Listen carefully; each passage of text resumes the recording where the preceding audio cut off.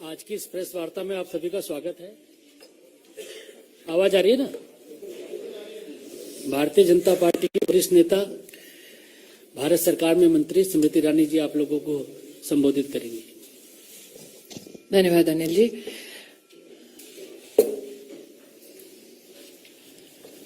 पांच जनवरी को आप सबके सम्मुख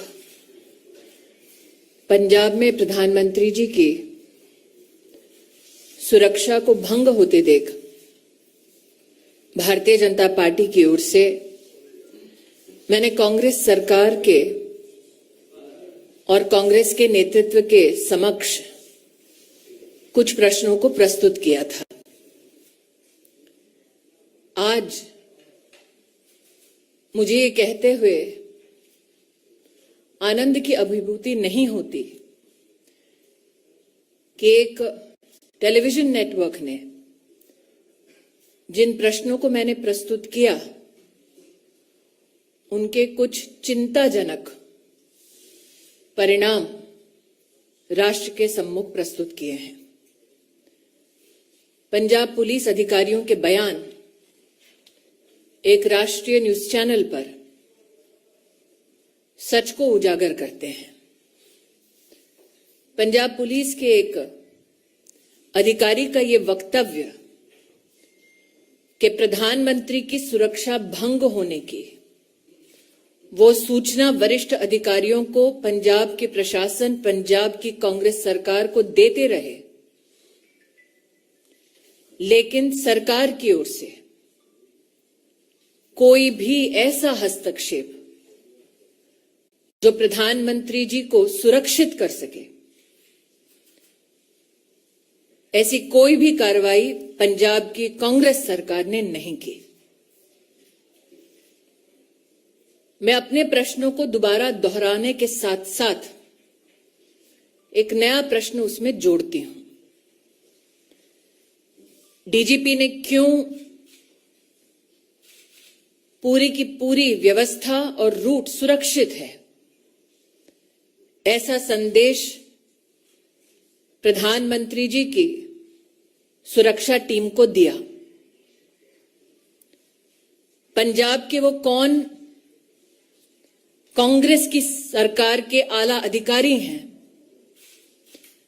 जो इस सूचना, इस अलर्ट के बावजूद प्रधानमंत्री जी को सुरक्षित करने के लिए कोई भी कदम नहीं उठा रहे थे? पंजाब के आला अधिकारियों को कांग्रेस की सरकार के किस नेता ने आदेश दिया कि पंजाब में प्रधानमंत्री की सुरक्षा को खंडित किया जाए? ये दुर्भाग्य की बात है कि कांग्रेस के नेता इस गंभीर परिस्थिति को किसी न किसी हास्यास्पद तरीके से छोटा करने का प्रयास कर रहे हैं। पंजाब पुलिस के अधिकारियों का बयान देना कि बार बार उनकी कोशिशों के बावजूद कांग्रेस पार्टी के नेतृत्व ने जानबूझकर प्रधानमंत्री को एक असुरक्षित माहौल में रखा, ये न सिर्फ निंदनीय है बल्कि दंडनीय भी। Ladies and gentlemen of the media, on the 5th of January, on behalf of the Bharatiya Janata Party, we came to you with our outrage with regard to the breach of the Honorable Prime Minister's security in the state of Punjab. The questions I posed before you to the Congress High Command and the Congress leadership were this: why did the DGP police in Punjab give an all clear in terms of the safety of the route that was to be undertaken by the Honorable Prime Minister? This question was met with an expose by a national news channel. What is extremely disconcerting is that Punjab police officials in this news report have highlighted how they continuously engaged with the Congress government and administration in Punjab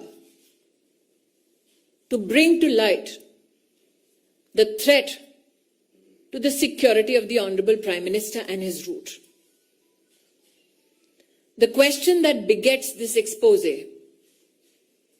is who in the Punjab Congress-led government continued to deliberately ignore these threats to the Prime Minister's security. Today, I am joined with and by Shri Anil Baluni to reiterate those very questions to the Congress High Command.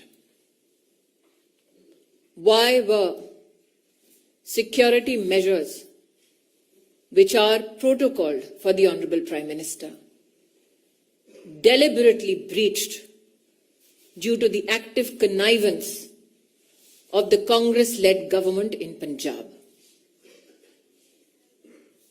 Who sought to benefit in the Congress party from the breach of the Prime Minister's security?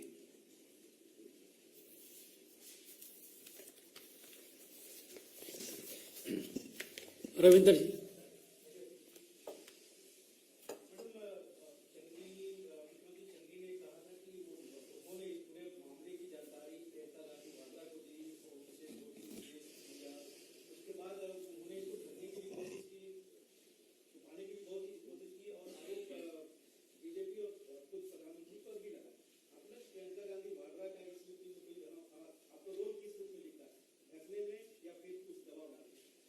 Ravindra जी, जब मैं आपके सम्मुख प्रस्तुत हुई थी 5 जनवरी को, तब कांग्रेस के नेतृत्व में प्रधानमंत्री की असुरक्षा को लेकर, सिक्योरिटी ब्रीच को लेकर जश्न का माहौल था। तत्पश्चात जब देश भर ने अपने आक्रोश को प्रस्तुत किया, तो गांधी परिवार की राजनीतिक आत्मा जागी। आज जो आपने श्रीमती वाड्रा के संदर्भ में मुझसे प्रश्न किया है, मुझे ज्ञात है कि उन्होंने स्वयं एक इंटरव्यू में इस बात को कबूला कि पंजाब के मुख्यमंत्री ने उनको ब्रीफ किया प्रधानमंत्री की सिक्योरिटी ब्रीच के संदर्भ में।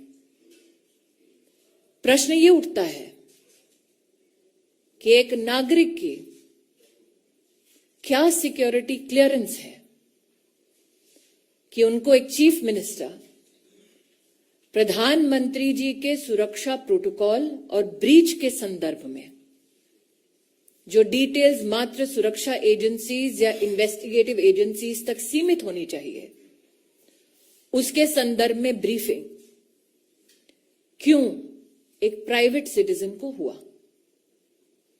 क्यों वो प्राइवेट सिटीजन जो गांधी परिवार का हिस्सा है, एक इंटरेस्टेड पार्टी है,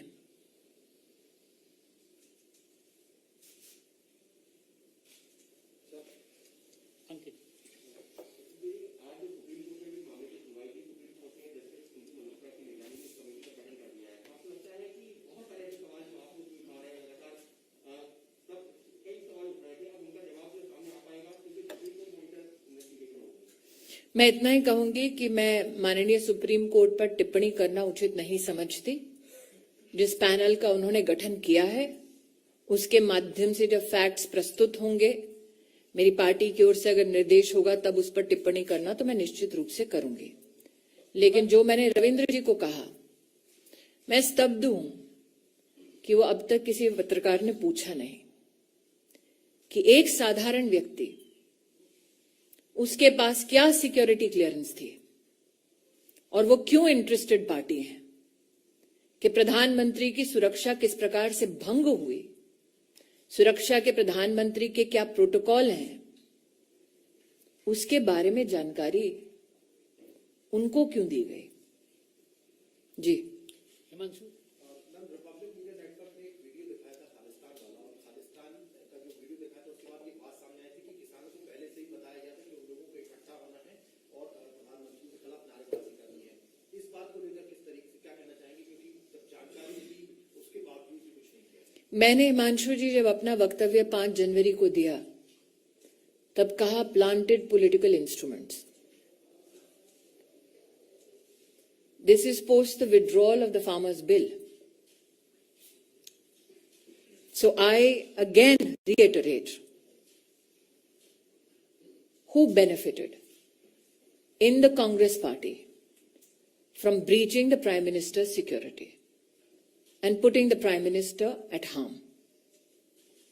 From Times Former, we have seen various videos of those farmers who were protesting on that particular stretch where Prime Minister was going, and they are calling people over there on that particular road before the protest started. Now, Sikh for Justice also claimed the responsibility, but the government, Punjab government, is not saying anything against this Khalistani link, and also again today the Supreme Court lawyers also. Are you surprised that the Congress High Command does not speak against those who seek to disintegrate India? Are you surprised that the Congress leadership will not take a position against those who seek to break India? Thank you.